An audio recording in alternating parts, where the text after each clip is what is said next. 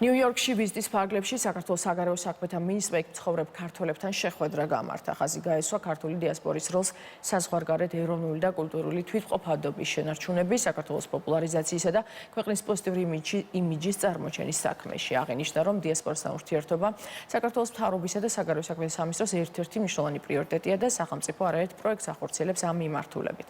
შეხვედრის ფარგლებში საგარეო უწყების ხელმძღვანელმა დიასპორის წარმომადგენელთა შეკითხვებს უპასუხა. დიასპორის მომადგენლებს საგარეო უწყების ხელმძღვანელმა საქართველოს გენერალურ საკონსულოში უმასპინძლა.